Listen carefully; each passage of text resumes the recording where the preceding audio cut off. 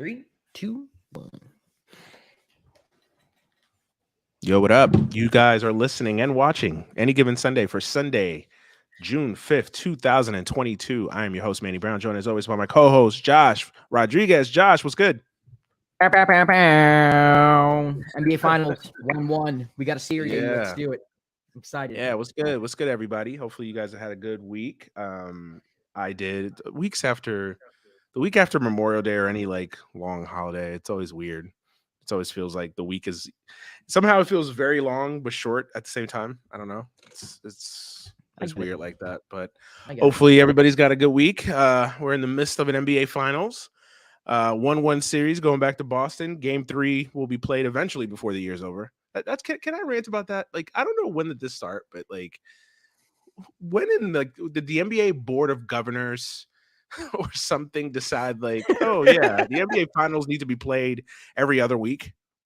It's ridiculous. I hate it so much. Like, the finals can actually stretch over the course of 3 weeks. That's insane. That's stupid. That is dumb. Like, I hate it so. Like, I mean, listen, I get if you're one of the players on the team, you probably like the extra rest. I get it. I understand. But I mean, come on, really? The fact that we had to wait 3 days just to get game 2. Now we're in another 3 days for game 3. It's just like, come on, this is stupid. And then on top of the fact that these games start at 9:15 every goddamn night.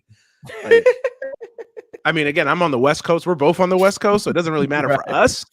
But this one was at 8. Listen. But, they're wondering, everybody's talking like, why are the ratings so low? Why are the ratings so low? Well, you got half of the country that can't watch the damn games. Right. Exactly. You start at 9 o'clock. Exactly, right? It's so crazy. I used to be like in my mid-20s, like, well, it's just 9 o'clock. But now that I'm like in my mid-30s, I'm like, no, I get it. It's 9 o'clock. Some people just cannot. Yeah, remember when we were like 24, young, full of energy and testosterone? It's like, oh, what's 9 o'clock? 9 o'clock? Oh, who cares? Now I'm like, oh. If it starts getting to 10 o'clock, I'm looking at the time like, ooh, yeah, nah. Yeah, especially like on a Wednesday, on a Tuesday. Oh, no. And especially if you have kids, too. I don't have kids. I could imagine if you had children. You're wiped at the end of the day. Yeah, absolutely. And again, it's like you got to get up to go to work. You got so many that you got kids. It's just, and then it's like, it's one thing if it's like your team. If I'm a Warriors fan, yeah, I'll stay up late. But if it's like I just don't have a rooting interest besides just podcast reasons or just general fandom of basketball reasons, the fact that you're asking people to stay up till midnight, that's asking for a lot on the East Coast. Yeah. That's asking for. I feel bad for some of my. They complain about it constantly. And I'm like, I don't know what to do. I mean, I get it from a TV perspective. This one though seems stupid. I don't understand even from a TV perspective why you can't start it at 8 o'clock. I don't understand that. I don't get either. Especially, I mean, I guess the thinking is the work day ends at 5 Pacific, which would be 8 o'clock Eastern. Yeah, and you need to give the Pacific time zone time to get home and get set. Yeah, I understand, but then it's like when the series shifts to the East Coast, it just started at 8 o'clock. You're starting at 9. Wednesday and Friday. That doesn't add up. It's like, okay, I can live with it if it was, and also I could live with it if it was only just done for the finals. But they do it constantly. I mean, I think they did it a couple of weeks ago where it was only one game on that night and they started at 9 o'clock. I'm like, really? On a Sunday? Like, yeah. Start this shit. Again, we're both on the West Coast, so we don't care. But it's I get it though. I get it if you're on the East Coast and it's like, yo, I gotta work. I gotta commute. I'm not staying up to watch Pelicans Suns till 2 in the morning. Like, this is football does it. Football is interesting. They start at 8:20. They toe that line on Sunday Night Football. But NFL games fly by though. That's the one. That's the lovely thing about they do, bro. Compared like even basketball has become like baseball level, where like especially the fourth quarter takes 2 hours. How long is an average NBA run time? I'd say it's about 2.5 hours.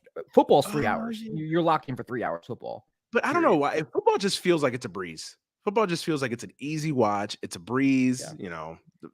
For the first half, first quarter, second quarter, first half goes like this. Then you're in the third quarter. I don't know. Halftime is like There is no halftime in football, it feels like. And the NBA generally goes by really quickly, but I feel like in the playoffs, and especially now with the advent of instant replay and every goddamn possession and tip ball and everything takes basically 20 minutes to review.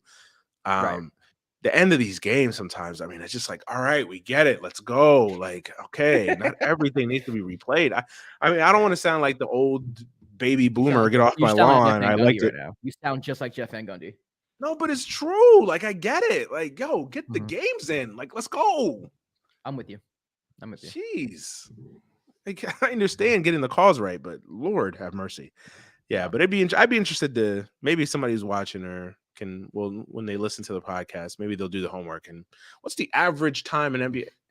Listen, before the show's over, I'll Google it. How about that? I'll Google it. The average run time of an NBA game compared to an NFL. I mean, forget baseball. I mean, Yankees Red Sox basically takes 9 hours. That's what I say. There's baseball, and then there's Yankee Red Sox baseball. Oh, and I rag on baseball all the time. I'm like, listen, let's go. Let's get these games in. Well, I mean, it's the top of the fifth inning. Baseball's trying. I mean, even when they implemented tonight, the Sunday night baseball game, the Cubs and Cardinals went extra innings, and it got helped along because you put a runner at second. You like that? I love it. Love it. I love it. Get these games in. I'm sorry. I consider myself a quote unquote purist in some instances, but it's like, come on, I don't need to see 18 inning games with guys striking out 1,000,000 times. I don't need to see. Feel like it cheapens the result though. No, it's because it's the regular season. In the postseason, they don't do it. So it's like the shootout in hockey, or it's like I don't feel like it cheapens it at all. I mean, to me, it's like you've played 9 innings. If it wasn't for the fact that 9 innings takes 3.5 to 4 hours sometimes to complete, it's one thing. If these games were like in the 1960s and we're getting out of here in like 210, like I'd be fine with not changing the extra inning rules. But it's like, come on, man. It's like 5 hours and it's like barely getting through 9 innings. Oh, wait, there's more baseball. Like, yeah, no. Put a guy on second. Let's go. And I'm in favor of the 7-inning doubleheaders. You like those too? I mean, listen, you put a gun to my head. Yeah, I do. I like the 7-inning just because, like, if it's a makeup game, like get it in, like get it in, get it over with. Like, just I don't need 9 innings of a makeup game. I know that it's sacrilegious. It's heresy to say that in some baseball. Sacrilegious. It's just like standings come down like 1 or 2 games, man. And like you're gonna tell me this team went like 6-1 in games that are decided in 7 innings just because like a couple rainouts. Like that would piss me off. I'm not gonna lie. It's not. Is it perfect? No, but I like. Yeah, I'm not even anti the extra inning or the 7-inning doubleheaders, man. I'm just like, get it over with. You still have 7 innings. Like, I mean, you're not playing 4 innings. You're playing 7 full innings. Plus, if it goes to extra innings, you're playing 8, sometimes 9 innings. So it doesn't really even matter. I just think that people made a lot of big deals about it, and it's like realistically never really. And the strategy of it was actually pretty interesting too, because you let your starting pitcher actually go longer in a 7-inning game than you would in a normal 9-inning game. So the strategy and how you managed it was also interesting as well. So I'm in favor of it. I don't know how we veered off into baseball rules, but we're here. I don't know. We're doing it. Talking about the NBA finals and how they don't start back up again until July 4th. That's what happened. Yeah, that's what it was. Yeah, it'll be America's birthday again before we finish, the NBA. All right, but speaking about the NBA Finals, though, Game 2 tonight, Warriors win big, 1-1 series going back to Boston. I guess your initial thoughts of first, I guess your initial thoughts of the series coming into tonight, and then tonight's results. So tonight's results pretty much are what I expected through the series. Game 1 kind of surprised me. The fact that the Warriors blew such a, I guess, substantially. I wouldn't say hugely because 15 in basketball now is not like ridiculous, but it is kind of weird to see the Warriors blow the lead the way they did. And they got blown out too, which is weird. It's not like they lost a 15-point lead and lost at the buzzer. They lost a 15-point lead and basically lost by double digits in one quarter. They got outscored by 24 points in the fourth, which is honestly for that team is like, it's unacceptable. So in my head, the Warriors should be up 2-0 right now. I think for the most part, they've been a better team outside of the fact of Al Horford and Derek White going bananas in the second half. To me, the Warriors are the better team. I think the Celtics can win this series if they're hot from 3. Everything that I've said has kind of played out in the sense of like, if the Celtics are hitting their 3, they have a chance. But for the most part, it's going to be hard to guard all the weapons that the Warriors have, and Steph is playing really well, in my opinion. Even he's not, shooting particularly all that. He's shooting okay, but he could be shooting better. I still think he's having a really good series, and there are times where defenses take over. Both teams are really good defensive teams, and more evenly matched than I thought. But I still think the Warriors are the better team, and I still have them in 6 here. Yeah, I disagree with some of that in a sense. Like, well, I agree that the Warriors should probably be up 2-0, which if you're a Warriors fan or a player in that locker room, I think is going to drive you insane, especially if this series has length. The fact that you could be up 2-0 already, it's a little annoying. I don't know. It's like I felt like I honestly feel like even when the Warriors were winning and were up big, game one, I didn't think they were playing that well. I just kind of felt like they're kind of going through the motions. They're not really playing that well. I thought Boston, even though they were down, I thought Boston was getting the looks. I thought they were hitting their shots, obviously, and then they got extremely hot in the fourth quarter. But I thought Boston played relatively well. Even tonight, for 2.5 quarters? It was a pretty close game. They turned the ball over a lot, though. Boston was really sloppy tonight. Boston was sloppy tonight, but I didn't think that. I don't think that Golden State has overwhelmed this series. So I think that it's interesting because we make the point that the Warriors should be up 2-0, but I just really don't think the Warriors have played well. Now, they played well in the third quarter, and obviously going in the fourth quarter, stretched it out and won the game. But coming into this game, I didn't think the Warriors particularly played that well. And I was a little concerned. I was like, man, Boston, for a team that just got off a physical war with Miami, I expected Boston to have nothing left, at least game one wise. And they came out and they didn't play their best, but they were competitive. They kept it relatively close. I know Golden State got up big there in the third quarter, and then going into the fourth, they were up by 12. I thought Boston was right there in the game, and then obviously they got hot. Al Horford, Marcus Smart, and then they won the game going away. So I was a little concerned with Golden State. I was like, man, that's not a good look to lose game one in your building, game one of the NBA Finals, which is statistically, I think it's something like 70% of the teams that win game one win the series in the NBA Finals. That is. So I was concerned. I wasn't worried, but I was a little concerned. Going into this game, I was interested to see how the Warriors, what adjustments the Warriors would make. And I don't think they made anything schematically. Any changes schematically? I just think that they just answered the bell from a physical standpoint. I thought they matched Boston's physicality. I thought they ratcheted things up on the defensive end. They forced Boston into a lot of turnovers. Jason Tatum had a good night statistically, but they made him work a lot and made him turnover prone. So I thought so I thought Golden State defensively played much better, and I thought they matched Boston's physicality, which I think they had some trouble with in game one. You could just tell that the level of physicality that Boston was bringing to the table was something they hadn't seen all playoffs long, really. I thought that was the one big change. And I also thought that Golden State kind of fell in love with the three in game one and stopped doing what I had given them credit for doing. Sorry, I've been trying to burp for like the 20 minutes. Christ.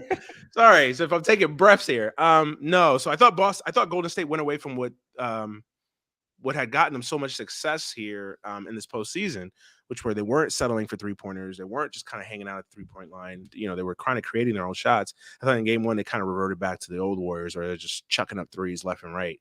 And I thought that this game, especially in the third quarter, Klay, after struggling most of game one, and obviously the first half of this game, started taking the ball to the basket, started creating shots for other people. So I thought that was the biggest change over from game one to now. So, hey, at the end of the day, Golden State won. We have a series now, 1-1, going back to Boston. So I think if you're an NBA fan, I think you got to be excited that, this series looks like it has some legs to it. Yeah, it definitely does have some legs to it. And I do think for the most part, Golden State has been the better team, but I agree with you in the sense where it's like, it's not by much, if it is by any. I think the adjustments they made today was, you saw in the first play of the game, Al Horford had the ball at the top of the key, and Draymond, instead of just kind of like standing back and like trying to, see what's going on. He blitzed Al Horford, forced a jump ball. They were just more physical. Andrew Wiggins was really aggressive on the offensive boards.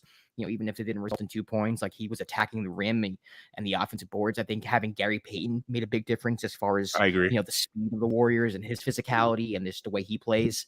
There was a play there where Steph drove and kicked to Gary Payton in the corner, and he hit the three, which to me is huge because if he's hitting that, then you really have to respect everybody on the Warriors. They left him open for a reason, and he made him pay. So I think for the most part, the Warriors have been playing the better team outside of a flurry in the fourth quarter. And yeah, I understand they haven't been playing their best, but to me, they're clearly the better team in the series.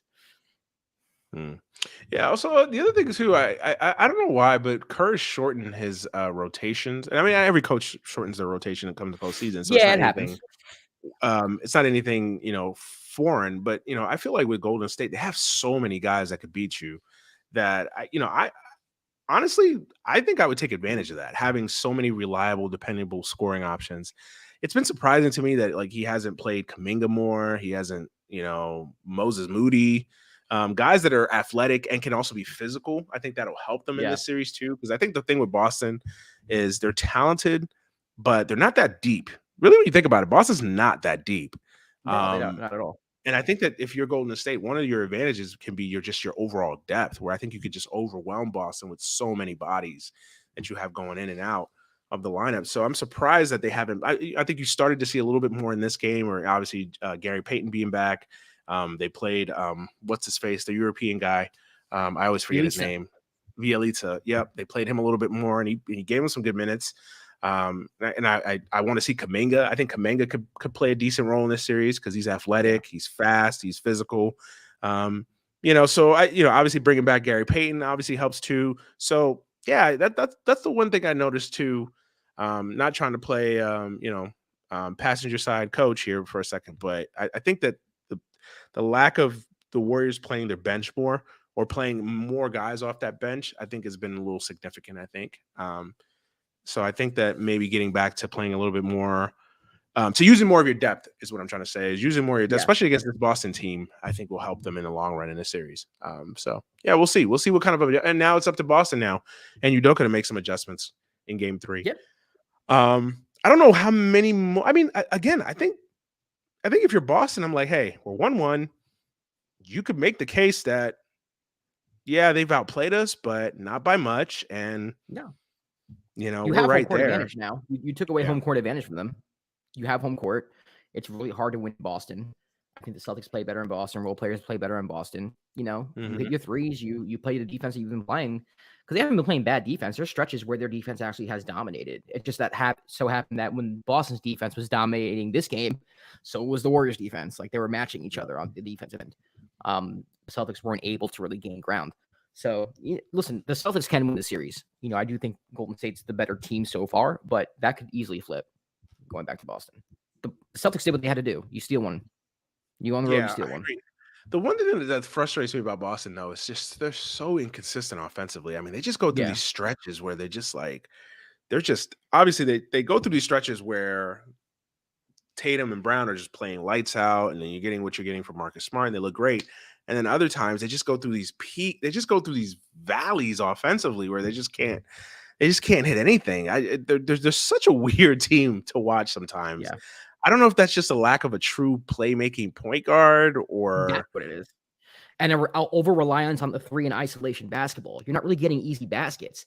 You either have Tatum or Brown who have the individual ability to create their own shot, and if they're on, they're on, or you have the team hitting threes, but outside of that, there's really no easy baskets. Like Robert Williams should have a little more impact on the game offensively. He should be dunking the ball maybe 4 or 5 times a game. Like there's no reason why there shouldn't be easy layups or anything like that. You never see that from the Celtics. It's just 3 or Brown and Tatum and their individual greatness, really.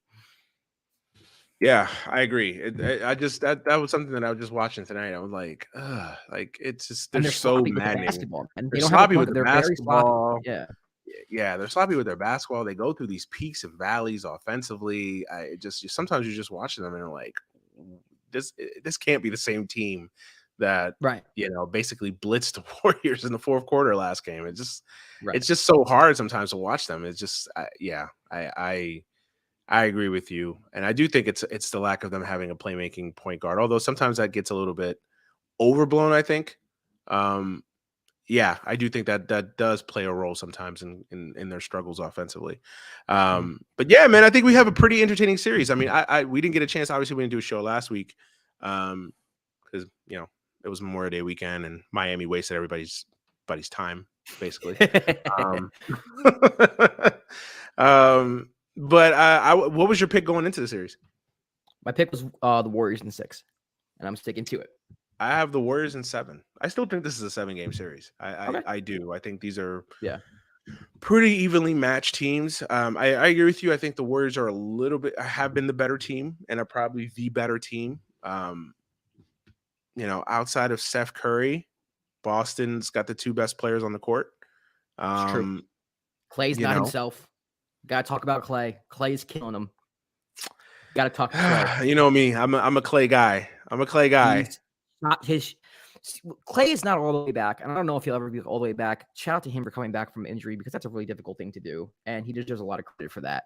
But he has to come back knowing his limitations. He cannot rise and shoot over defenders like he used to. He's dribbling.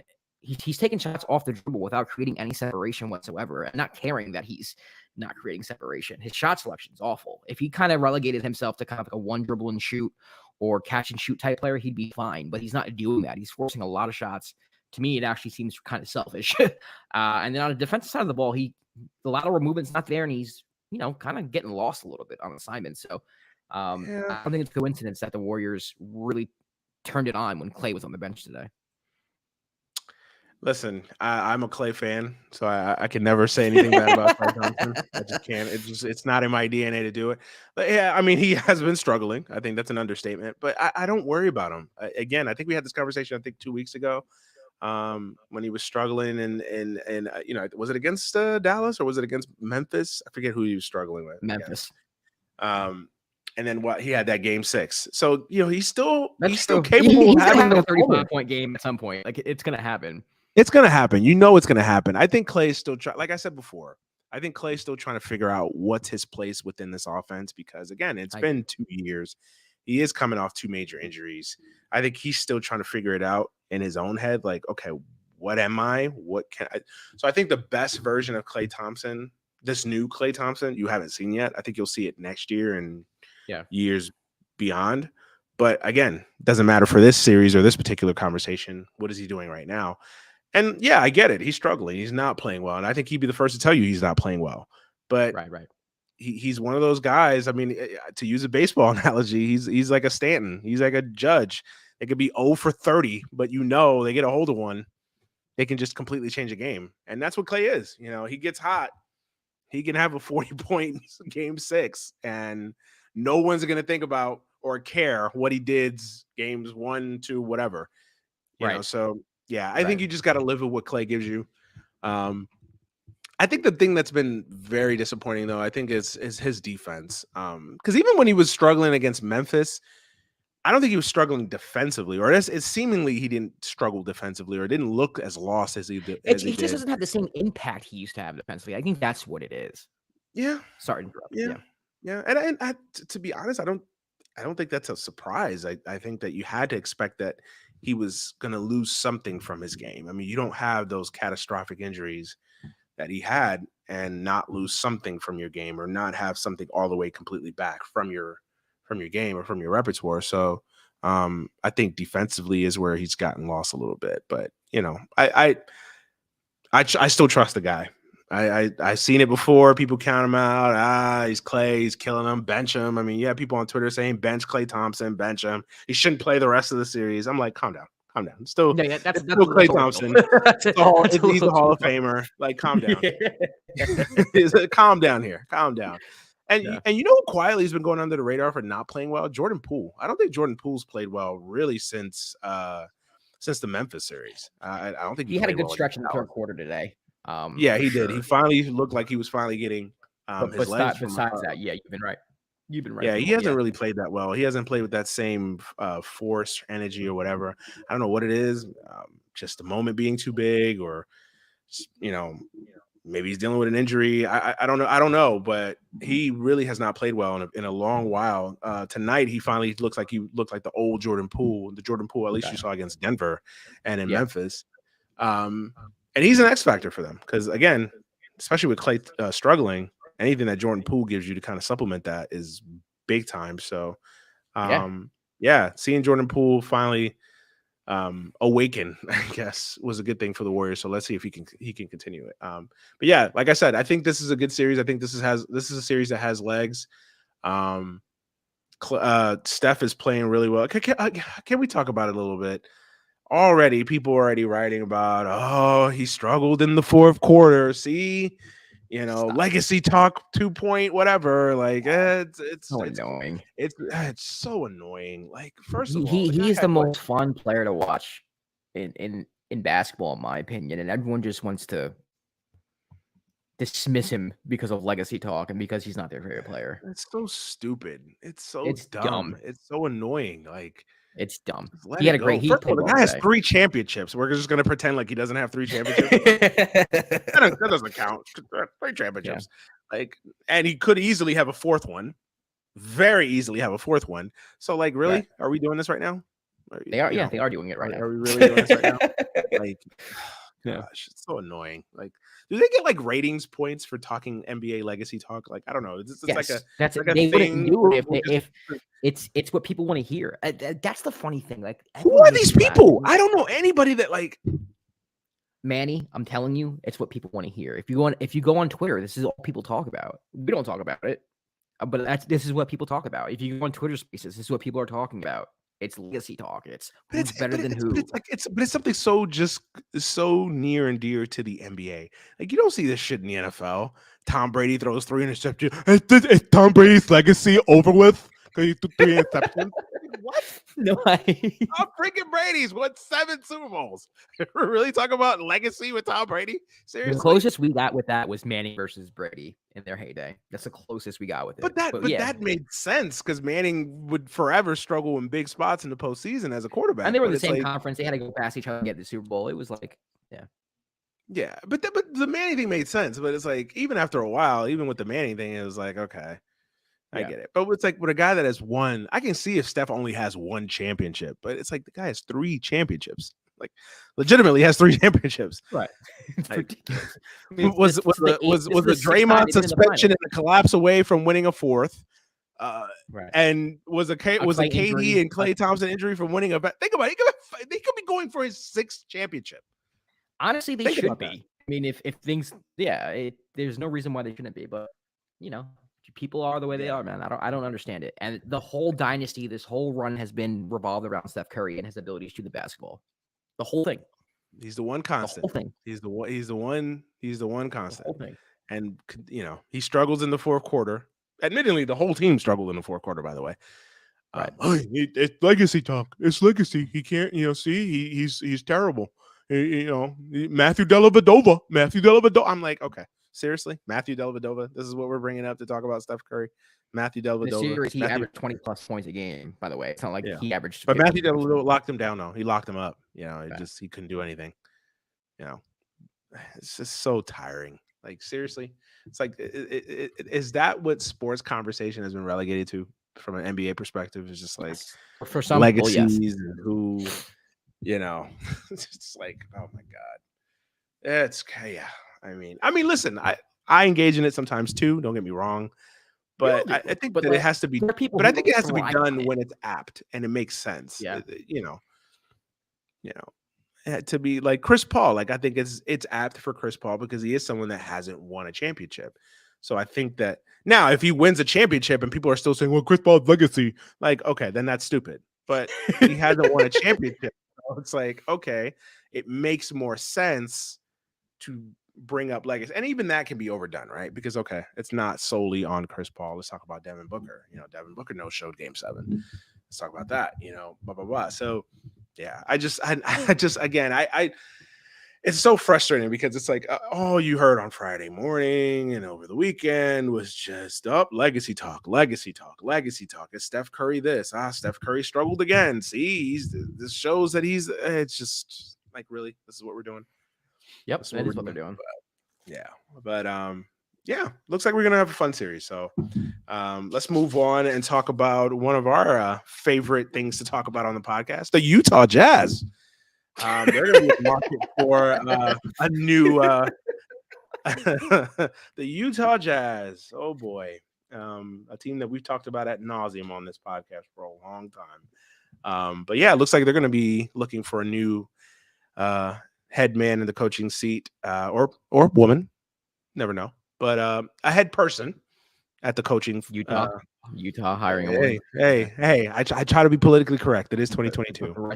Progressive Salt Lake City. I try to be politically correct. They You know could what hire though? a woman. You do have Danny Ainge and Dwayne Wade a part of that franchise.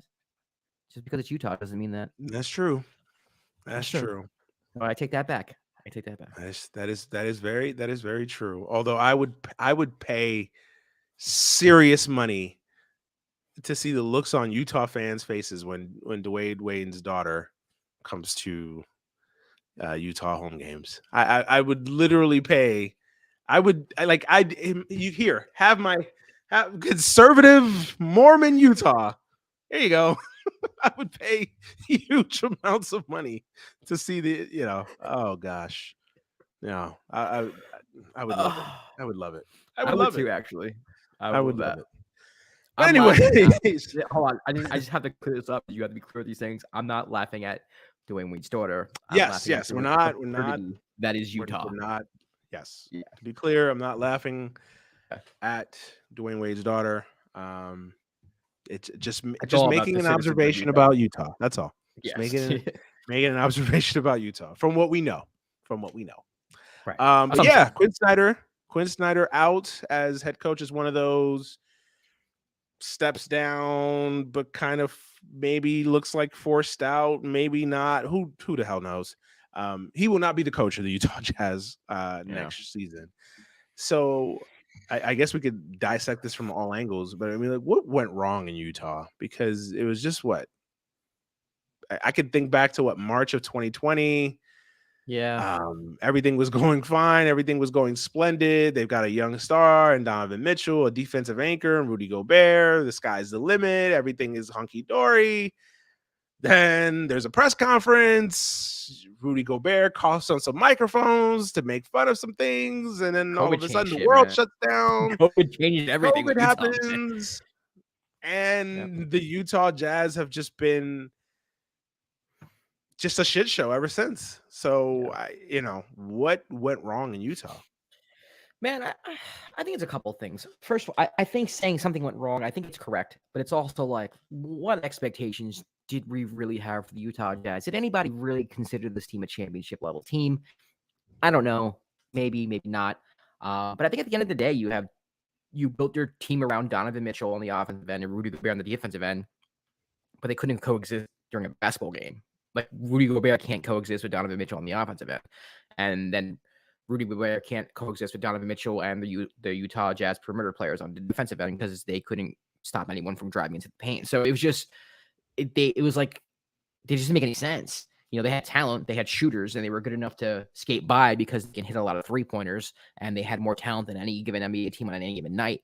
But at the end of the day, what was their ceiling really, with those two as your two stars? I mean, Donovan, I love Donovan Mitchell, but he's not better than Steph. He's not better than LeBron. He's not better than Luka. He's not better than a bunch of players who are best players on a championship level team.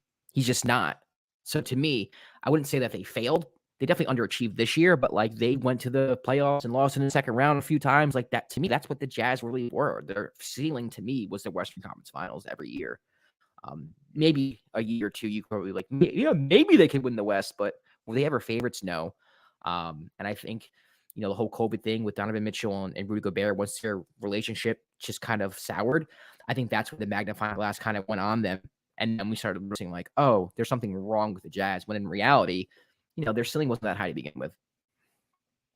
Yeah, I agree with that to a point. Although I do think, and listen, I'm not saying this because I'm some Rudy Gobert stan, But I do think he's being scapegoated here. Like everything that's wrong with Rudy Gobert, he's the problem. He's the issue. Oh, Rudy Gobert is awful. Rudy Gobert is this. Rudy Gobert is that. Don't look at Donovan Mitchell and the fact that he's always injured or he doesn't play. He didn't play well against Dallas. Don't look at that. Look at Rudy Gobert. Isn't he awful? Like, so I do feel like he's being scapegoated a lot in this whole situation. But yeah, but for the most part, I'm with you, man.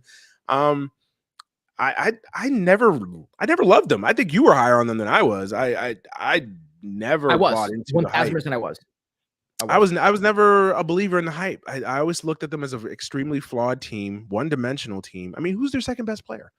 I mean, outside of Donovan, who's their second best offensive player? Joe Ingles? Connolly was supposed to be that guy, and Connolly's 65. He's on an AARP. Like, Bogdanovich is nice, but he should not be your. I mean, Jordan Clarkson is a very good player, but your second best player. That's a stretch. That's a stretch. I mean, again, it's just like they have a lot of guys, but who's their second best offensive piece?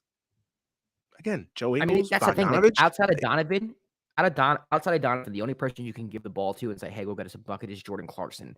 And on the level of people who can do that in the league, Jordan can do it every once in a while. But he's not someone who you want to rely on night in and night out. They had a bunch of shooters. Bogdanovich can shoot the three.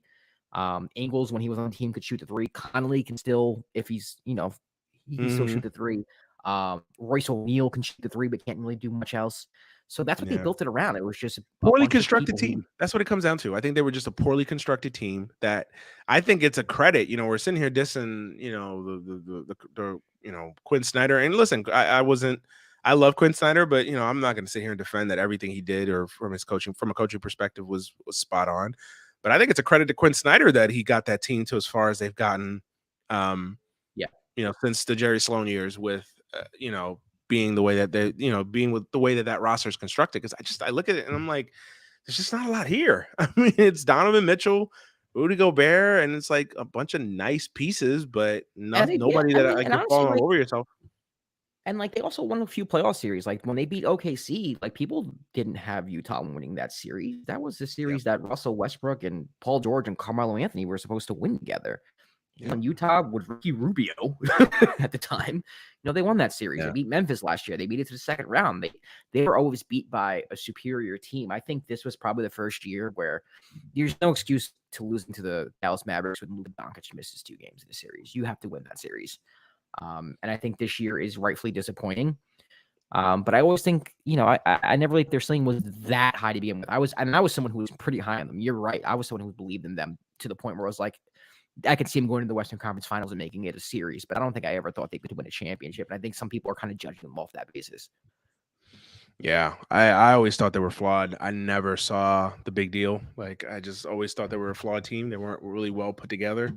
It's a credit to Quinn Snyder that they've played as well as they played. So I guess the next question before we move into the actual Quinn Snyder and what his future could be, but I guess what is the future of the Utah Jazz as currently constructed?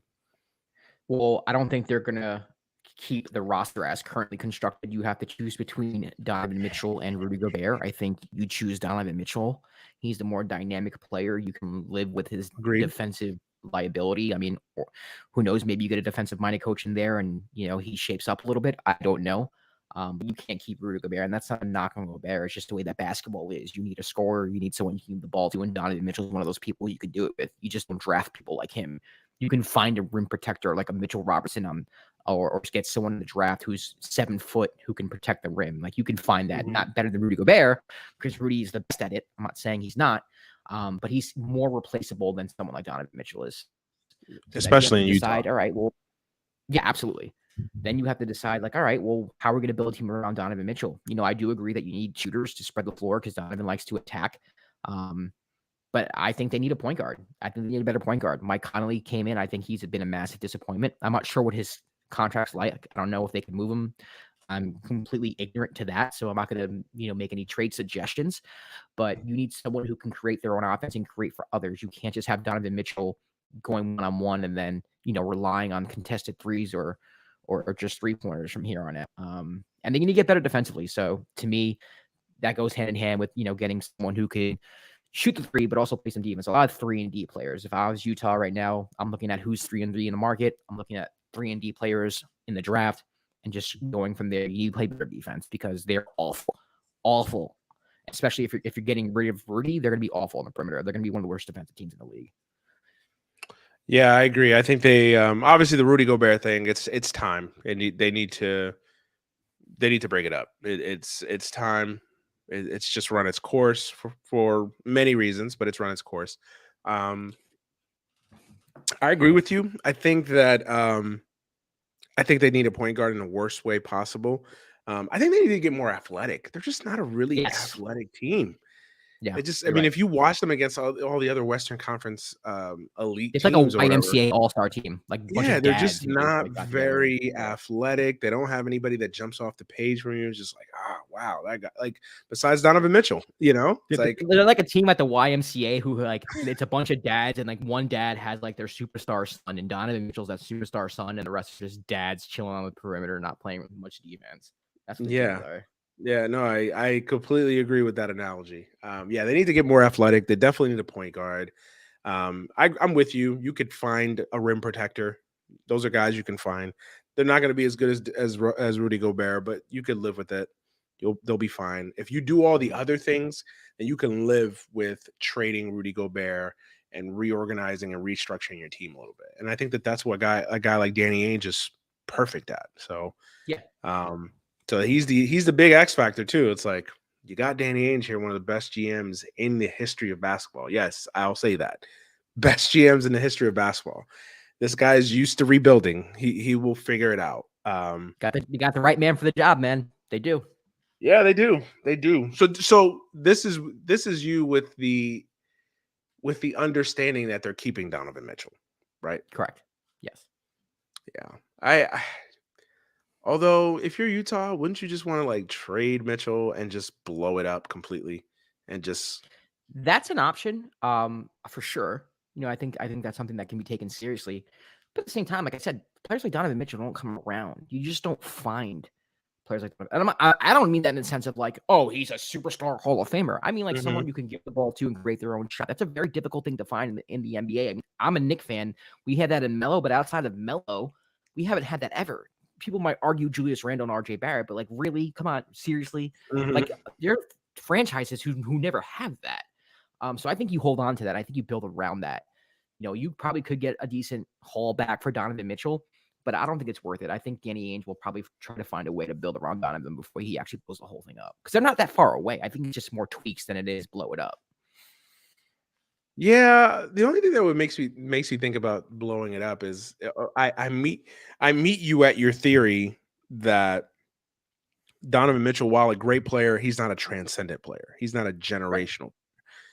Right. So do you really go all in to try to build around a very good to great player, but not a transcendent player? Or do you leverage that asset and get pieces and picks that can become that transcendent player? But you don't know if you're going to get that transcendent player. That is true. That is true. Play that Donovan as is and still try to get that transcendent player with Rudy Gobert, or like you can trade Rudy for draft picks or whatever it is. I just don't think you just get rid of Donovan. Now you have nothing.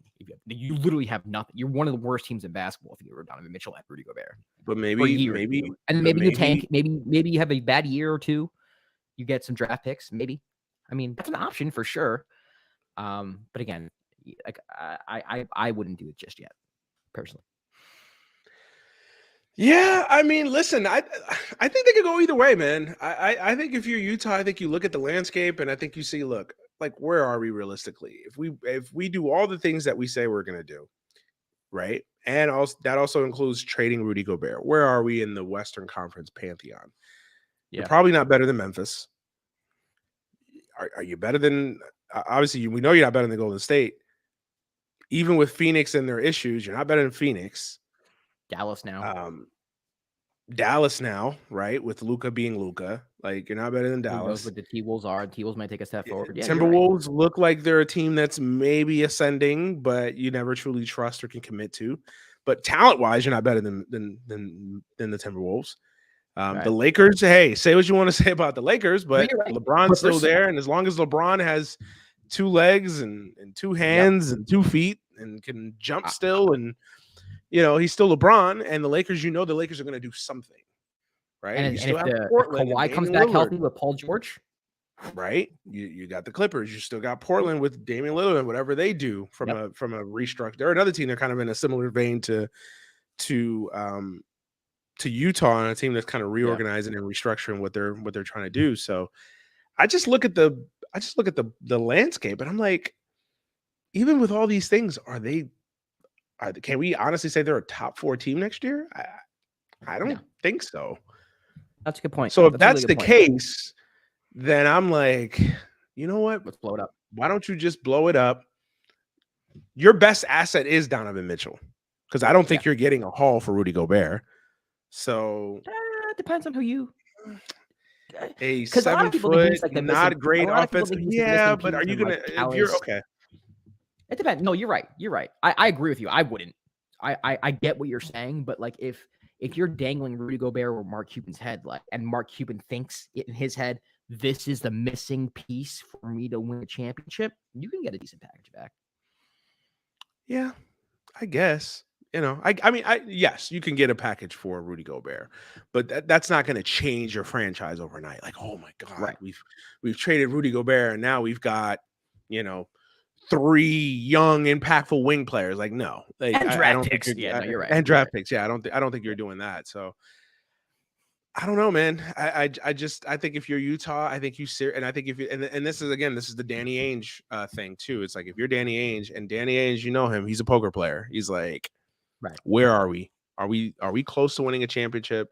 I think he's going to look at the landscape. I think now that Quinn Snyder's gone, I think he's going to look at the landscape. You're already trading one of your best players in Gobert. You're going to look at your best player that you currently have, and it's already talks that he's already unhappy and maybe he doesn't want to be there long term. To me, I think you just pull the trigger. I think you just blow it up. Say, hey, look, it was fun. It was nice. Nothing personal. You give us a list of teams where you want to go. We'll try to make a deal that's best for us, but still, we'll honor your request. And I think you just try to reset, man. I think that's the best course of action. I really do. What about Quinn Snyder? Go ahead. I'm sorry. You might have talked me into that way of thinking. Actually, you said makes a lot of sense. But Quinn Snyder, what about him? Like, where do I think he's going? Yeah, you think he takes a year off and then comes back? Obviously he's gonna have the pick of a litter from a job perspective. Yeah, he probably will. I don't know where he would go right now. It looks like Charlotte's going the way of either D'Antoni or Atkinson, I think was the second person. Mm-hmm. And then outside of that, there aren't really any coaching options or coaching vacancies. It wouldn't surprise me if he takes a year off. I can't picture him being an assistant somewhere. No. I think he's too high profile to be an assistant.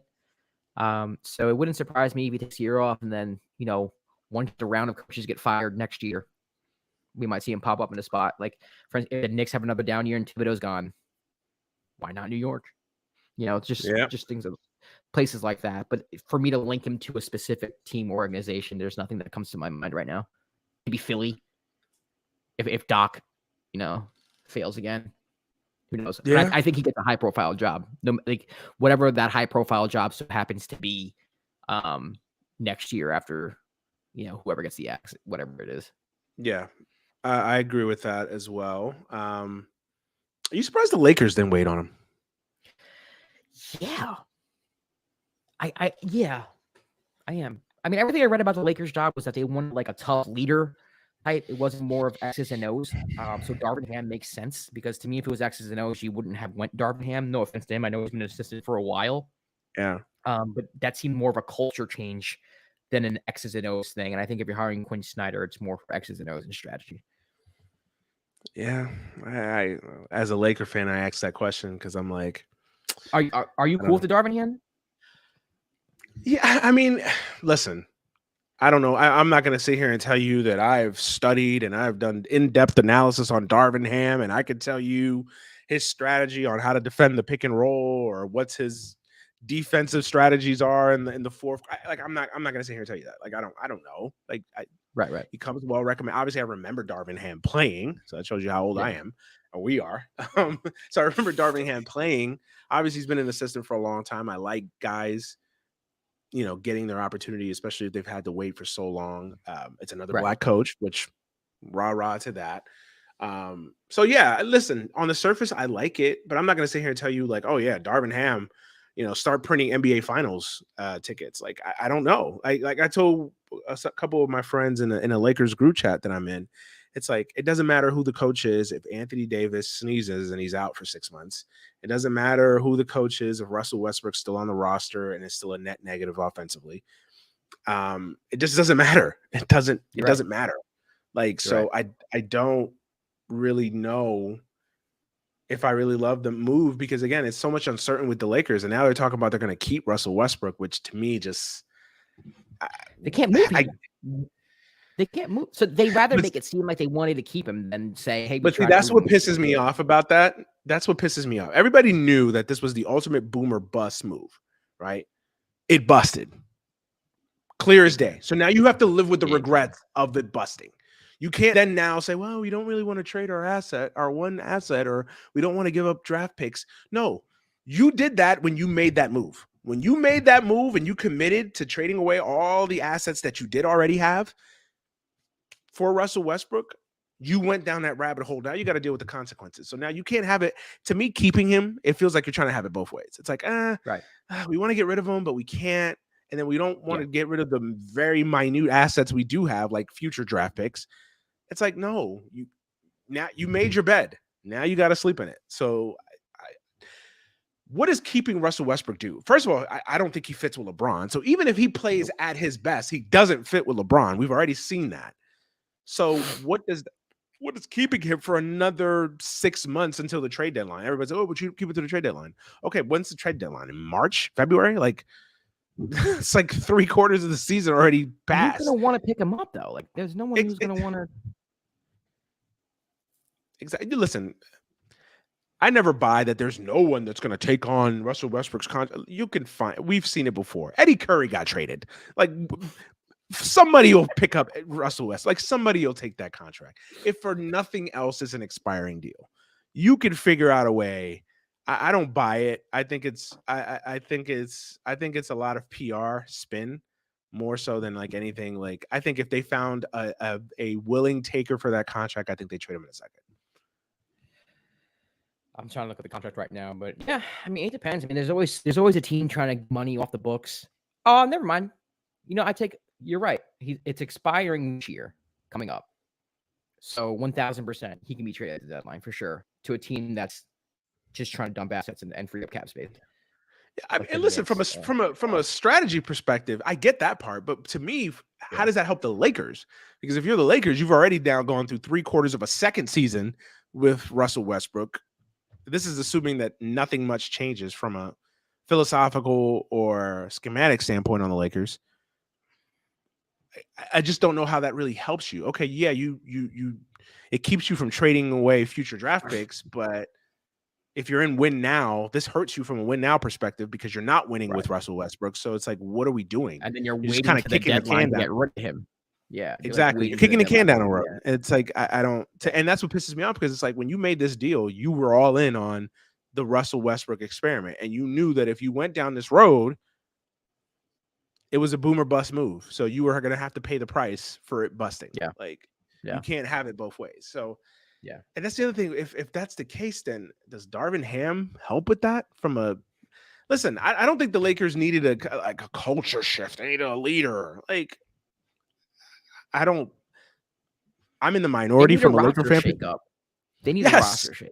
That's not a leadership shakeup. That's they need a roster shakeup. And I don't know how Darvin Ham helps you with that. Like, at least if you hire Quinn Snyder's a smart guy, and he could kind of figure it out from an offensive perspective, how to get all these pieces involved. But Darvin Ham, like, I don't really know how he helps you in that regard. I don't know. Also, shout out to you. And I told you this before, but your hot take on Dime did really well on social media. Got like over close to 9,000 plays. Hey, this is the nature of hot takes, right? And your hot take was to trade LeBron James. I'm just like, blow it up. Listen, I'm in the blow it up camp, man. I'm just, to me, you know how I feel about the NBA, man. If you're not winning a championship, or you're not close to winning a championship, then what are you doing? Blow it up. You're just irrelevant. Just irrelevant. Blow it up. And sure, if you're the Lakers, are you guaranteed to get a LeBron James in the draft? But what I mean by blow it up, for the Lakers, like obviously I'm not saying blow it up and like now go into a 15-year rebuild. No. What I'm saying is like the LeBron James, Anthony Davis thing has run its course. It just has. We had a moment in time there. We won a championship in 2020. 2021 was our year. Anthony Davis got hurt. I still believe had he not gotten hurt, we would have got back to the finals. Like it. I do too. It happened. They were in control. They were in control of that series. And then last year happened, or this past season happened. Like you had a 3-year stretch to win a championship. We always knew that window was going to be small. And you got one title out of it. You got one title out of it. So to me, it's like blow it up. Because like what like Anthony Davis, like, can you rely on him for the rest of his career? Like, can I tell you am I someone that can go to Vegas right now and put my house up and say Anthony Davis is going to play 65 games next year? I don't know that. I don't think any Laker fan right now can tell you that with any certainty. Basketball fan, Laker fan. I don't think any basketball fan can tell you that. Yeah. Exactly. So if Anthony Davis gets hurt, then guess what? We're back to square one again, where it's like it's LeBron and everybody else. You traded KCP. You chose not to resign. What's his face? Caruso. Like all the young athletes, the defenders that you had, you chose not to. You chose to go away from. So now you're just in this like rut from a roster perspective.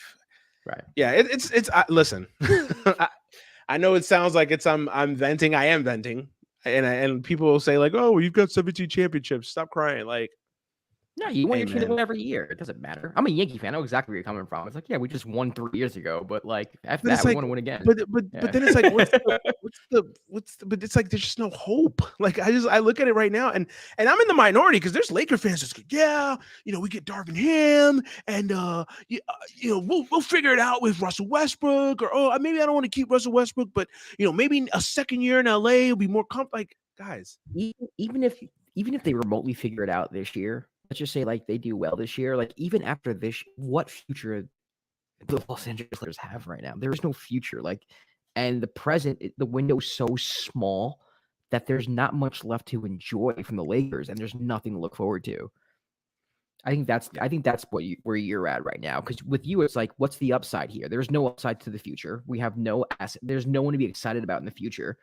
And then the present, it's like our window is pretty much closed. It's like this much open. If anything, everything has to go right for us.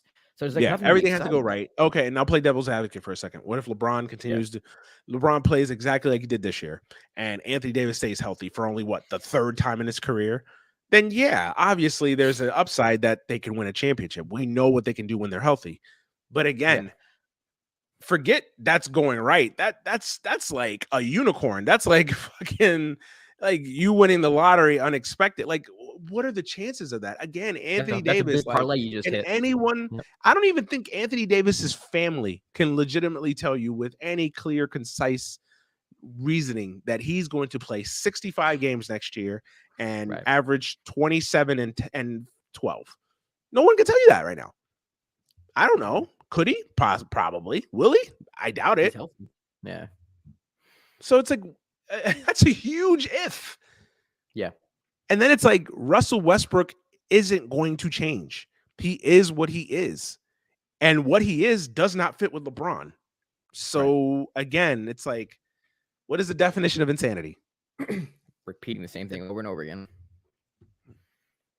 It's like, okay, yeah, we bring in Darvin Ham. And like, honestly, I feel bad for the guy because I don't think we're really setting him up for much success. Not at all. Okay, we scapegoated Frank Vogel. Let me get this straight. Frank Vogel now sucks. He was a decent enough coach. And I know Laker fans, because I've had this argument with Laker fans. Oh, well, we won in spite of Frank Vogel. We've won in spite of which is bullshit. Which is bullshit. Absolute bullshit. Because in 1 year, Frank Vogel turned the Lakers from a disastrous defensive team. Anthony Davis had a lot to do with that as well. But within 1 year, Frank Vogel went from turned the Lakers into a horrible defensive team to a team that was a championship elite level defense. But Frank Vogel did nothing. Like, okay, it was all Jason Kidd. Okay, got it. Now all of a sudden, Jason Kidd is the second coming of Phil Jackson. 6 months ago, you guys couldn't stand Jason Kidd, but now Now he's basically Red Auerbach. Okay, got it. Whatever. Like, so okay, you scapegoated Frank Vogel. Now you bring in Darvin Ham, who can we even say he's an upgrade over Frank Vogel? We have no idea what he is. We have no idea. Exactly. Yeah. Maybe he is. No idea. But no idea. Yeah, I don't know, man. I just think, to me, just wrapping this part up, but I just think for me, and when I said that, like, I know it's a hot take version of the show, but I really believe that. Like, I think they should blow it up. I think they really should consider. Now, I don't think you should just trade LeBron for nothing, because I still think LeBron is an asset, and I think he brings back something for you. But I just think, to me, if you can get a deal for LeBron, I'd seriously consider listening. And I'd trade Anthony Davis too. Just blow it all up. Yeah, I mean, you need more assets. The more the merrier. And there's teams that would trade that. You can get back like maybe Brandon Ingram, Julius Randle, D'Angelo Russell. Like, you can get back players like the players that we all had before. Like, right? Yeah, if you can get back those type of players. It's like whatever. And listen, if I had to do it all over again, would I still make the trade for Anthony Davis? Yes, I would, because you got a championship. As much as I love the assets that we gave up, especially Brandon Ingram, Alonzo Ball, you always take the championship. Always. Absolutely. Always. 10 times out of 10. You always take the championship. You know what Knicks fans would do for a championship, ladies and gentlemen? For those of you who say you don't take the championship, you know what any team would, like the Pacers. Like, it's not just the Knicks. The Pacers. You know what the Pacers would do for a championship? Like, I get it. So when you have a chance to win a championship, you got to do you leave no stone unturned. Do you know what Utah Jazz fans would do for a championship? Man, they'd tolerate Dwayne Wade's daughter. They'd be accepting of it. They'd be the most progressive fan base you've ever met in your life. Russell Westbrook be damned. State will turn blue in 2024. Oh my God, yes. Mitt Romney will be wearing Black Lives Matters t-shirts. Everything. It'll change overnight. It's like, oh my God, Utah is the panacea. Utah is the new panacea of progressivism in the United States. Yeah. But to answer your question, to wrap it up, man, I don't know what Darvin Ham is. I wish the guy success. I wish the guy all the luck in the world. Hopefully LeBron doesn't run him out by the All-Star break. Like, I'm rooting for the guy.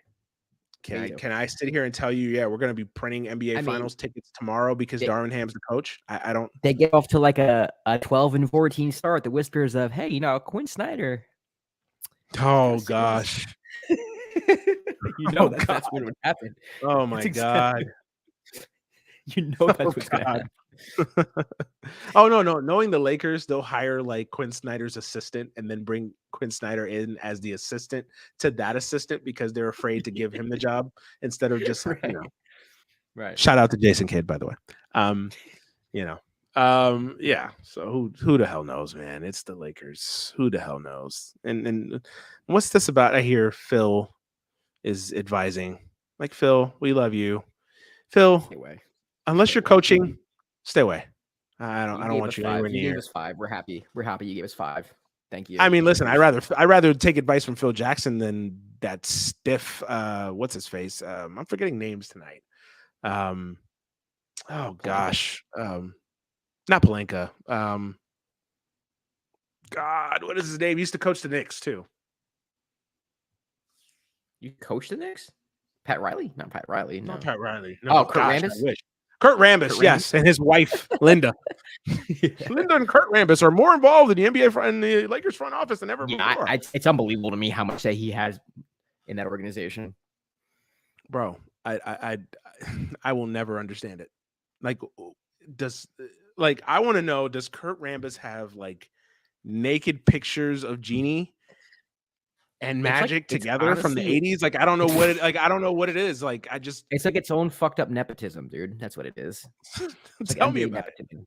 Yeah. Kurt Rambis? Like, when has he been successful at anything? He was a decent basketball player, but when he played, but post basketball, when has he been successful in anything? Horrible coach for the Knicks. It's a horrible coach. Yeah. Now we're supposed to believe he's a GM? Like, oh, okay. Got it. Oh gosh. Anyways, let's move on. Quinn Snyder, yeah, I think he takes the year off. I could see him resurfacing. Couple places actually. I mean, Minnesota. I mean, are they settled at the coaching spot? I know they like the guy that they have For now. Yeah, for now. But could they make an upgrade? I look at the teams that can make an upgrade. Like Minnesota could make an upgrade at the coaching spot. That'd be a good job there for him. Yeah. You look at some teams in the Eastern Conference, teams that are. I'm looking at young teams that are ascending. The Brooklyn Nets can make a little bit of a coaching change. Hey, you know what? Yeah, Brooklyn. But that's another team that who the hell knows what that team looks Kyrie like. and KD they don't want a coach. That's the whole reason why Nash is there. They don't. Yeah, they can. They don't need a coach, right? Remember, they could just roll the balls out there, and You're being sarcastic, but literally that's their attitude. Oh, I know that's their attitude. They don't need a coach. They don't need a coach. But when things go wrong, blame the coach. It's funny how that works. We don't need a coach. But when things go wrong, blame the guy that you said you don't need. Okay, got it. That makes total sense. Yeah. I mean, I could see. Yeah, Brooklyn's always is a possibility. Philly's a possibility. It really depends on who underachieves next year. That's how I look at it. Because I don't think he's going to coach this year. No, I don't think. What teams underachieve next year? Or what team? Atlanta would be interesting. Or a team that's like one coach away from taking like that next step. Like he's the guy that comes in for the guy that built the team. I know a lot of Hawks fans are down on Nate McMillan, which I think is kind of unfair to him. I think he deserves another year, but I think if they don't really perform this year, McMillan's probably the Hawks are. Yeah, the Hawks would be a good. Listen, he'll have his full. He'll go wherever he wants. Jobs to go. Yeah. He'll have his place wherever he wants to go. So it's just a matter of where he wants to go, and what the championship aspirations look like. So, but I am surprised the Lakers didn't. I mean, this was probably the worst kept secret in basketball that they were probably going to change at that spot. So, I'm really surprised that the Lakers didn't wait it out. But they wanted a culture change. Maybe you got Darvin Ham, baby. Darvin Ham, that culture change. I tell you, that culture change is going to be so solid that Russell Westbrook will just like become a smart basketball player overnight. Yeah, overnight he'll just become a high IQ basketball player overnight. Man, overnight, that culture change. I don't know what you want from him. And he dunks the ball so hard and screams. Yeah. Well, hey, listen, I forgot. You can't say anything bad about Russell Westbrook because if you do, you're disrespecting his family. Yes. Like you can't criticize him. Like, no, forget like calling him names or anything, but like disrespecting how he plays basketball is just like a total affront against his parents, his wife, his lovely wife, his kids, the next generation of Westbrooks. Like that's just disrespect, Like if I don't like Martin Scorsese's new movie, it's a disrespect on all the Scorsese family, the whole lineage. Oh, Scorsese. Yes. Yes. Scorsese's are just done because I don't like their movie. Make it make sense, guys. Make it make sense. All right. I guess we'll wrap up with America's national pastime, mass shooting. Forget baseball. National forget NFL. We get horse racing. Man. Wars overseas. It's mass shootings. That's our greatest import or export or both. It's mass shootings. It's our greatest natural resource is mass shootings. My God, man. I'm joking because I don't want to make light of a situation because I get it, man. It's obviously frustrating. I think we weren't here last week to talk about Uvalde. I don't even know if we have the energy to even talk about it. What else are we going to say that? I mean, just go. It's on YouTube. You guys, if you guys want to listen, just go to our coverage on the Buffalo shooting. It's gonna be the same thing. Same thing.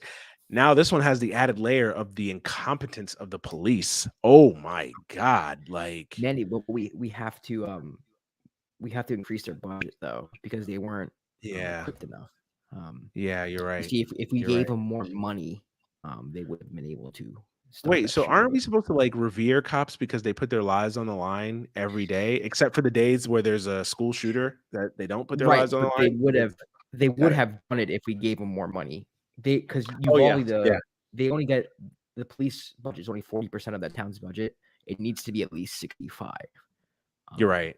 You're right. Qualified immunity. Right. Police unions be damned. They just need more money. Right. It's And also like mental health too is a big part of it, but we don't want to take anything from the police budget and fund any type of mental health. You're right. You're right. Well, Josh, so we gotta figure out how to do that. Police is just such a small part of this. Listen, I'm an advocate of, just start arming second grade teachers. Like imagine if your music teacher has a fucking Mossberg. Like, just imagine, like, here's this wonderful piece of music from James Brown, and oh, by the way, don't touch my Mossberg.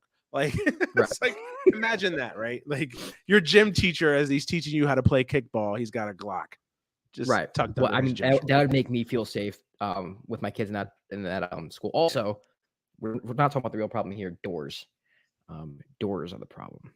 Yeah, you're right. Doors. You're right. School, yeah.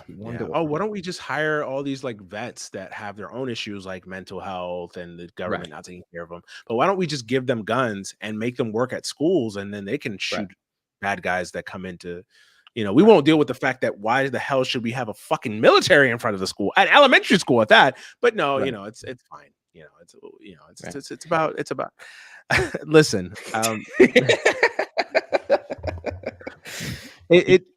we're joking because it's like it's too angering, it's too triggering to even just go into a serious discussion, because it's like it's absurd that what we were just saying are actual arguments. Oh, these are actual points. Like, these are actual points. I'm sure people that are listening and watching will understand. These are actual points.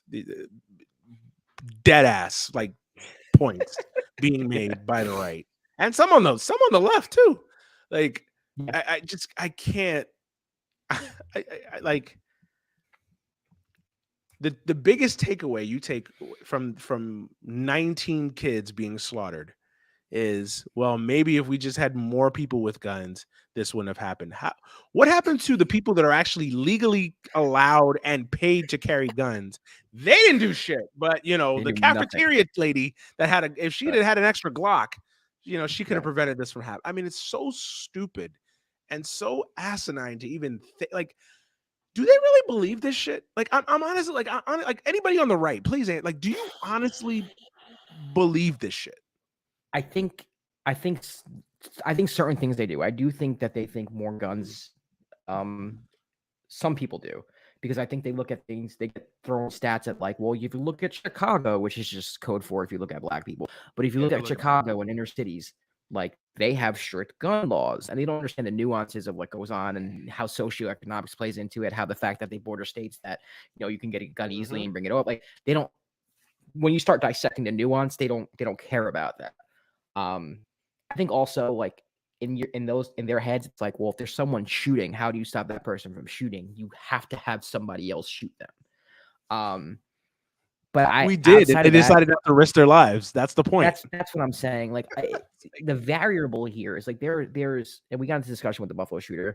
Yes, mental health is a problem. We should absolutely advocate for more resources towards mental health. But there's people who are crazy everywhere. There are people like these types of people exist in every single part of the world. Yet we are the only first world country that has this problem, and it's because the only country.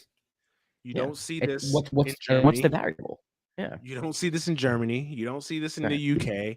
You don't see this in Canada. Like, I'm not even naming off some random nation in the middle of the Pacific. I'm like literally naming developed our peers. You don't see this shit. You don't. Like, what am I missing here? You're not missing anything, man. You're correct. And I'm sick of the argument of like, if you take away our guns, that's like first step to like, martial law. It's like, United Kingdom has taken away guns. Australia, like, we have seen countries take away automatic weapons and semi-automatic weapons from their citizens and be okay. Like, where is this paranoia coming from? And it's also funny to me that the paranoia comes from the people who are on the wrong side of police overreach, who are on the wrong side of civil rights movements, who are on the wrong side of our government using its force on citizens during protests. You're cool with that. But for some reason you're scared. Now all Well, of a these are sudden the you're same scared. people. These are the same people Yeah. that want to tell women what to do with their bodies, and Right.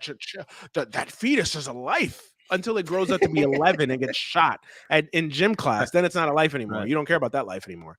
The fetus, when it's inside the mother's oven, it's a life and it needs to be protected at all costs. But hey, good luck at music. Good luck at music class. That's when you really have to, like, kid, you're on your own on this one. If it comes down to my AK or, all lives mattering, then, I guess the AK lab matters. But I don't even know what to say. Like, there were 7 separate mass shootings this weekend. 7. That's ridiculous. And they all can't get covered. That's the crazy part. That left 54 people injured and 11 dead. Obviously, the mass shootings in Philly and Chattanooga this past weekend, it's almost to the point where it's like, unless it's kids dying, they don't even get coverage. That's the scary part. Like, that's like I don't even know what to say anymore, man. And it's not much to say, man. It's the same conversation over and over again. It's a multi-layered issue too. And I hate that when we just simplify it to just, we just get rid of guns. No, I think that on the micro, yes, getting rid of assault rifles is a huge thing. But I think on the macro, I do think that there has to be something done about mental health in this country. I think for the most part, even the people who say get rid of guns, I think they would agree with that, though. I don't think anyone disagrees with that. But I don't think mental health gets enough attention in these things, bro. Like, something is fucking wrong with this country. And listen, you have crazy people in every country. I don't want to sit there and say, like, this is unique to the United States. And obviously the one common denominator is having crazy people and crazy people with access to guns. I understand that. But knowing the mental health system the way I know, and knowing people that have been in the mental health system in this country is garbage. It is complete and utter garbage. And we have to address that. And it has to be, and in good faith, not just like, let's address mental health to hide from the fact that we want to keep guns. Like, no, I'm talking about like an honest, good faith effort into mental health in this country, because it just doesn't, I don't understand what compels someone to shoot innocent little children. Like, I can't fathom that. Like, I can't even understand what motivates someone to do that. You know what I mean? Like, what? Like, you just wake up one day and I'm just gonna shoot elementary school kids? Like, what, really? Like, yeah. So I think that mental health. I think obviously the gun debate, of course. Yeah. Like, I mean, the fact that there's something wrong in this country when it's easier for me to buy a gun than to buy a house. There's something seriously wrong with that. There's something seriously wrong that at 18, I can't have a drink legally, right? But I can buy a gun. Yeah, that's wild. That's freaking wild. Like, think about that. I can legally buy a AK-47, but I can't have a Long Island iced tea. Right. And if or a Mike's Hard Lemonade. And in some states, you can't smoke a blunt. Again, and like, again, I'm just trying to have a common sense discussion. Forget where you lean politically. Like, just explain that to me. Please make that make sense to all these gun nuts out there. Explain to me how it's easier for me to buy a gun than to buy a car, than to buy a house, than to do anything in this country. How is it easier how can I buy a gun, but I can't have a drink at 18? Please. Let's start there. There's no explanation. There's no explanation, dude. That's what it is. There's no way to justify it. Yeah. It's so yeah. I don't even know what to say anymore, man. I honestly just don't even know what to say anymore, because it's like, what can we say? We already know what the problem is. That's the thing too. We know what the problem is, but we refuse to address it because, for obvious reasons, right? Because of the money that is being funneled into the one. So both, actually both, because people quiet as kept. There's NRA members on the left too, on the Democratic Party as well. So it's like both parties. Obviously, one is more at fault, but both parties. Because I don't feel like the Democrats have done even. Again, has Joe Biden done anything? Has he signed an executive? Joe Biden, that day, could have signed an executive order that day. Biden frustrates me because he's like I understand it somewhat where he wants things to go through Congress instead of doing an executive order. But sometimes, like, motherfucker, you are the fucking president. Like, we elected you for a reason. Like, there are things that you can do specifically as a president that we elected you to do. And you have to recognize when those situations are presented to you. And these are one of those situations. And like the other thing is like, wake up. This isn't 1980 with, right. Where Tip O'Neill and Ronald Reagan are going to have lunch and discuss partisan issues. Like that day is over. Right. Maybe it'll come back one day. Maybe it won't. But as we currently live, that's over with. And it's it's not only just Biden, like Pelosi and Schumer, they have like this idea that like we can reach across the aisle and come to some type of compromise. And it's like, you know what? At this point, that it's bullshit, but it's getting to the point where it's like you can't be that stupid, guys. Like, no, they're not that stupid. They don't want to do anything. And the easy cover is, oh, well, we're trying to work with the right, but they won't work with us. So that absolves them from any blame. But no, I think people are starting to see through it now. Like, no, you actually don't want to do anything. You don't want to do anything because you're afraid that your candidates that are in these like purple and in some cases red districts, it's going to be politically toxic, and you're so afraid. You can't go against gun control because exactly what you just said. That's what it because is. That's what it is. They don't want to do anything, bro. They don't want it. They would rather lose kids than lose an election, and that speaks volumes about them.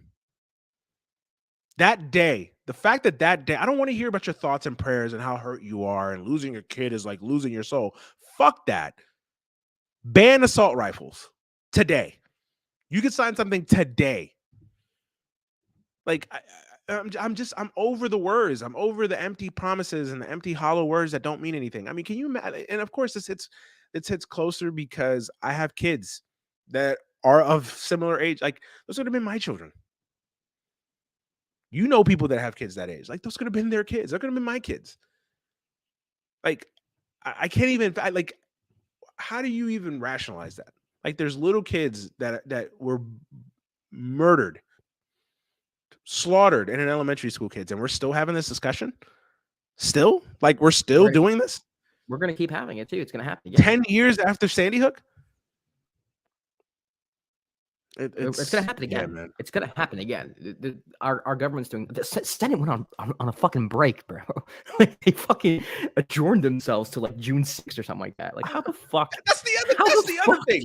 A couple of drunk conservatives stormed the Capitol, and we want to have fucking congressional reviews and basically pass terrorist style laws that infringe on First Amendment, right? Second Amendment, First Amendment rights. Oh no, we're cool with that. But little kids get slaughtered, or some black people get slaughtered at a fucking grocery store. We had vacation, guys. We had vacation circled on our calendar. So we'll be back. It's sickening, man. It's sickening. But again, it's like I feel like even just talking about this is just like a waste of time because like, what are we really doing? Nothing is going to happen. Nothing's going to change, and it's like it's so disgusting that I feel that way, and then it's almost to the point where like we have to accept it. Like nothing's going to change. It's never going to change. It's never going to change. You know when it's going to change? When it's some conservative lawmaker that his child gets slaughtered in a school. If those 19 kids were all kids of senators and conservative and senators and congressmen, you would see gun control pass so fast. You wouldn't even like, you'd be like, oh my God, it didn't even, they don't care. They don't care. And this is to everybody that's watching, that's listening, that's even on the fence about this kind of issue. It's like, they don't care. They don't care. And it's all fun and games until it happens to you. And like me and my wife were having this discussion, like there is no hallowed ground anymore. If an elementary school can get shot up, what's next? A daycare center? Anything, dude. Anything. Two hospitals got shut up over the weekend. A fucking hospital. A hospital. Like what? Like what? You don't have to get an ambulance to take the victim. You just pick them up and bring them to the operating table. Like what? Like there's no place that's off limits. Like a sporting event, God forbid, a sporting event, or like a children's infirmary, like anything. Like the most mundane task of any adult is to go grocery shopping, and you can't even go do that. Like, yeah, man. I don't know. I don't even know what else to say. I really don't.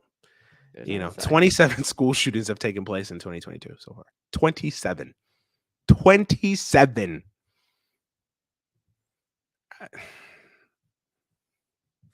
Yeah. I don't know. 200 mass shootings in total in 2022. 200. Ridiculous.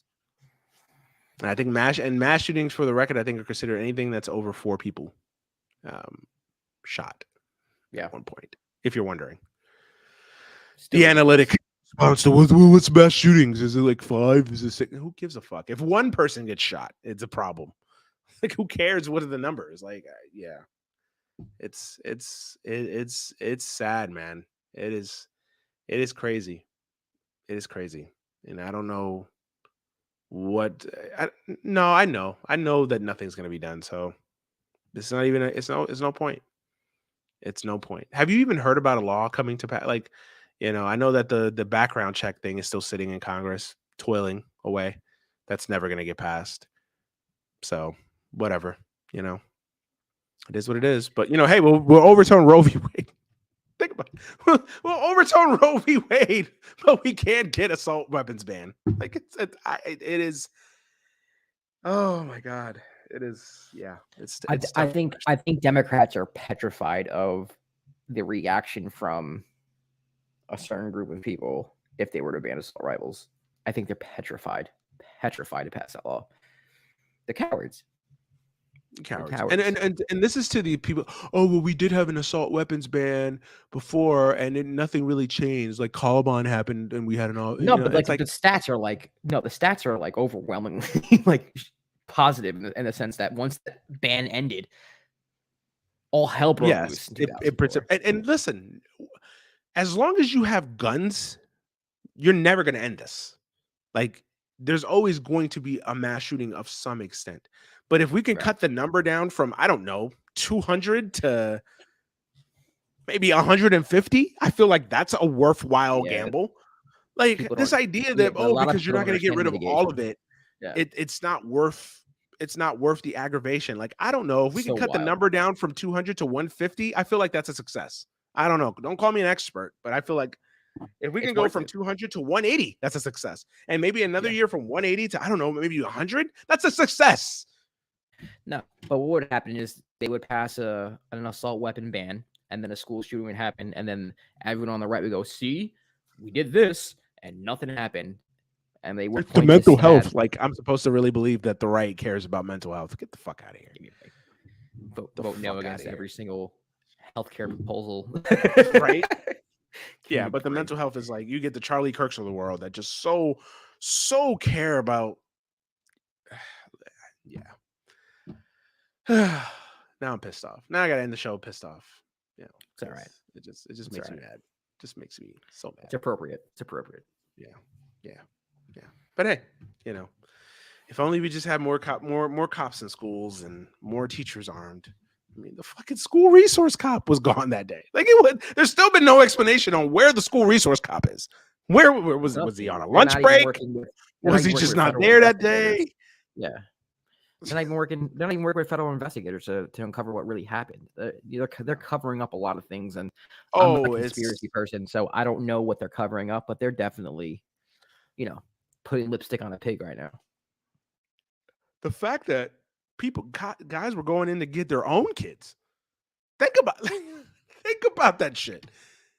Like, they're all the while arresting parents that are basically like, go inside and do something. And by the way, like, credit to those parents.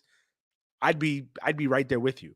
But the fact that, like, they're arresting parents all the while, like, officer so-and-so is running inside to get his kids. Like, it is so disgusting. Yeah. Man, I don't know, man. I don't know. Yeah. Listen, I appreciate Beto O'Rourke's passion, but it's good luck winning in Texas with that message. I mean, hey, I give him credit at least. I give him credit too, but I remember kids got slaughtered at Parkland in Florida. and it was Andrew Gillum versus Ron DeSantis, and the kids of Parkland went on a statewide tour begging people for gun control, begging their citizens, for common sense gun laws, and to elect a candidate who will do that. Florida elected Ron DeSantis. Imagine that. I mean, that's at the end of the day. Like, bad that you lost your friend. We feel so bad that you lost the teacher, but yeah, I need my AR. I mean, at the end of the day, like, this is my anger is starting to become like the politicians are what they are. They're liars. They're corrupt, both sides. But the citizens of this country to like vote for this shit is maddening to me. Absolutely maddening. I agree with you, man. I don't. Because Texas, Beto's not going to win. You think Beto's not going to win? Nah, you're not going to win. Nah. I mean, it'll be close. It'll be close because the demographics of Texas are changing, but they're not changing enough. Voter suppression mixed with the culture, it's still a long way to go. Oh. Yeah, man. Sorry. Yeah, I'm with you. I don't think he's gonna win. I think it'll be a decent enough race, but Greg Abbott's too tough, man. Greg Abbott's too tough. Pro guns, hoorah, woohoo. All this, like, I wonder, like, how are these, like, hey, you need to talk about how these lives, these fetuses matter, and they're so important, and we need to overturn this archaic and unchrist-like ruling, but at the same time, we need to like make guns. Like, matter of fact, like you shouldn't even have to pay for guns. Like, they should just be free. Like, matter of fact, just like every Texas native should just get a gun in the mail. Like, we're gonna start a program, guns in the mail. Bro, like, don't even give these guys ideas. We're like 10 years away from like a margarine up to the green, like, saying some shit like that. Right. And this idea that like, oh, we need it's our Second Amendment right to protect because it's the government. Like, first of all, we've been around how long? 200 and some odd years.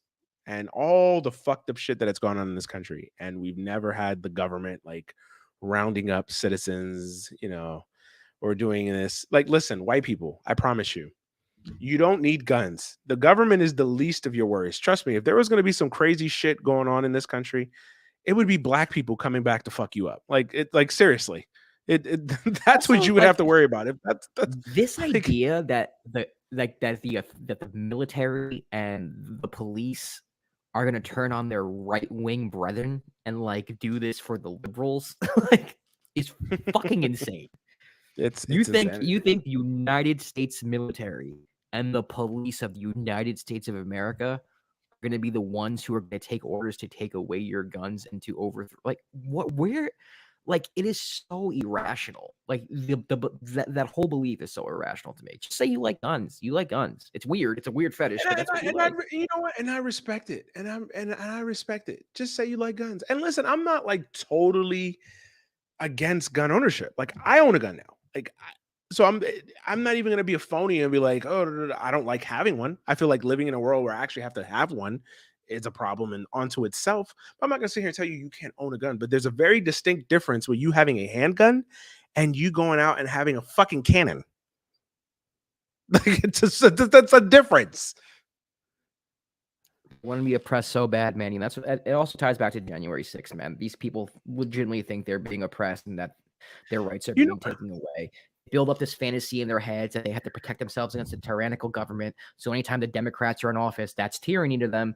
And January 6th happens. If they take away the guns, shit's gonna happen. Like, they've created this fucking fantasy world that they live in, and they want to be heroes in this fantasy world because they're their main character in their own fucking movie, and they'll do whatever it has to do to protect their country. Yeah, they're cosplaying Rambo.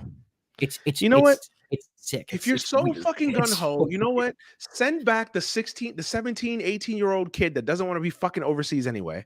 Send them motherfuckers back and, like, I don't know, maybe, give them a better future and send all these fucking gun nuts to go fight wars. Go ahead. Why don't you go line up, get on the first flight out to Ukraine and go help Ukraine. Because they don't want to, man. It's the same thing. These cops who wanted to be, they didn't want to be cops. Like, those police officers in Uvalde, they didn't join the fucking force to fucking be cops. They joined the force because it's community status, because they can have a weapon, because they can use that weapon with force whenever they fucking wanted to. Like, I'm sorry. Like, it's an uncomfortable truth with, the police force in this country. But for the most part, that's why they are what they are.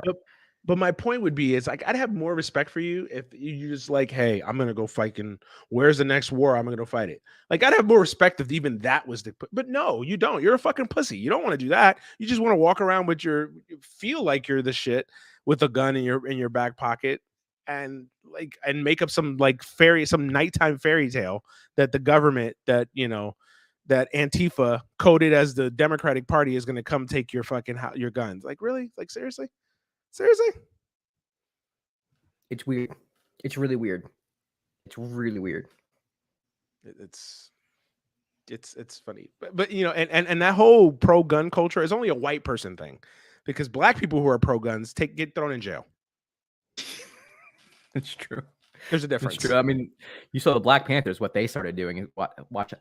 Yeah. And how fast they started passing gun control. They were pro guns too. Guess what? Yeah. They were made terrorists. So, hey, it is what it is. But hey, hashtag thoughts and prayers.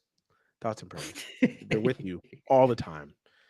When you're at your funeral for your 10-year-old daughter who was trying to grow up to be a ballerina, or a professional dancer somewhere, and now she's dead because of this fucking psycho.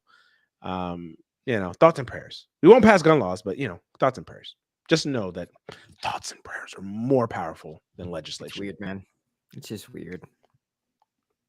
Oh, it's our founding fathers wrote this in the Constitution in 1776. First of all, it was 1776.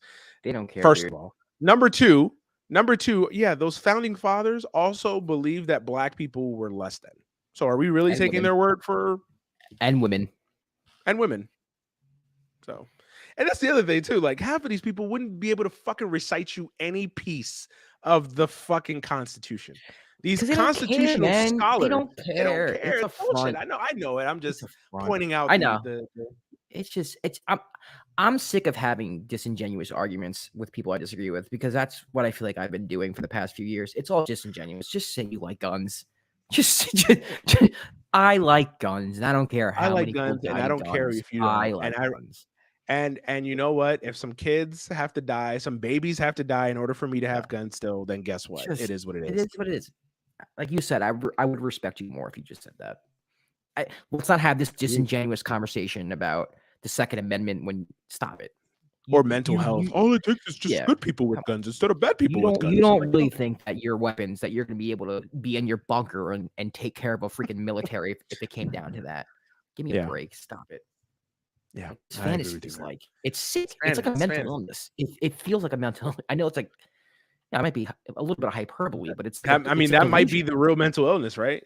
Or that might be the other aspect of the mental illness. We talk about it from the shooter perspective, but it might be a mental illness just from the fact that it's just delusional. It's just delusional. Like, you think you and your 5 buddies who live in the same block are gonna be able to take down a fucking military if it came down to it? How do you your fucking mind? What is wrong with you? And you think that military that's gonna do it are gonna be liberals who just are being over authoritarian? Meanwhile, you see black people die in your streets every fucking day to government overreach, and you support. Not only do you not do anything about it, you support it. You support government overreach. You're the first person to fly. He should have complied. He should have complied.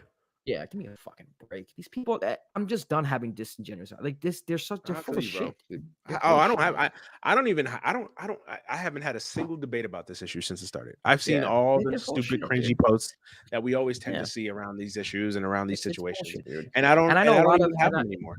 Yeah, and I know a lot of conservative gun owners who agree with what we say. Like, yeah, there should be background checks. Like, this is crazy. Like 90% of the polls say 90% of people agree with at least background checks. So that means that even conservatives are like, yeah, we should fucking, why aren't we doing this? This is something this is one thing the country agrees on. But then you have these nuts who everyone's scared of. That 10%, whatever it is, the government's just scared of what they would do if you banned assault rifles. Yeah. There's so much. I just can't get over the fact that little babies are dead and it doesn't even compel you to at least do the bare. And again, bare minimum. I'm like, the bare minimum is a background check. Bare fucking minimum. Yeah. It's crazy. I can't rent an apartment without a background check, but I can. AR-15s, here we go, baby. Like, what? What are we doing as a country? What are we doing? What are we doing? I'll end with that. What are we doing as a country? What are we doing? Nothing. That's the answer. Well, yeah, that is the understatement of the year. We are doing nothing. Nothing. But hey. RIP to all the lives that were lost in Uvalde, all the lives that were lost in Buffalo, all the lives that were lost in Philly, Chattanooga, and all the other places that have had mass shootings in 2022. Obviously, there's literally so many to name that we can't name. Ridiculous. So just, RIP. I hate to say thoughts and prayers, but definitely thoughts and prayers, even though it's coded now. It's such a horrible thing to say now. But yeah, pray for those families, man. I can't even imagine being a parent of one of those kids right now. Can't even imagine it. Sad. All right, we're gonna get up out of here. I hate to end the show on such a dire note, but it is what it is. We live in a fucked up country. But hey, I just hope that but I have a homework assignment for all the listeners. Write your congressman or woman in your district and tell them that you just want more good people with guns, like at the post office, at Walmart. The Walmart greeter that usually tends to be like above 65. You just want him packing heat. You want that motherfucker packing heat.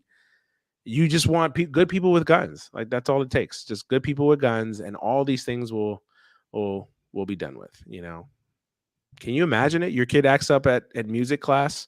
He won't fucking play the flute well during band class, and the teacher just pulls a fucking Glock out just to set him straight. That's gonna do it right there. That's gonna do it. So write your congressperson. Tell them you want guns in schools, guns at shopping malls, guns in whatever. That'll do the trick. That'll do the trick. I'm joking, guys. I'm joking. Just clearly everyone. Oh gosh. Anyways, Josh, you got anything for listeners before you get out of here, man? Nah, man. I hate the fact that we have to continue talking about this. And the weird thing is, like, I know maybe not next week or the week after, we're gonna end up having the same discussion about the same thing over and over again. Just the characters might be different, it might be a different state, but it's sad. If you guys want to follow my basketball podcast at Dime NBA, you can at the Dime NBA. I'm Josh Rodriguez at Josh_Rodriguez_.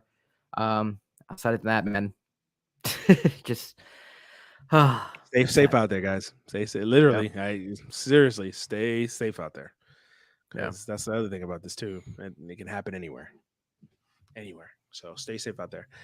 You know where to find me at Emmanuel Brown on Instagram, Twitter. You can follow the show on Twitter at AGS Podcast on Instagram, any given Sunday on Facebook.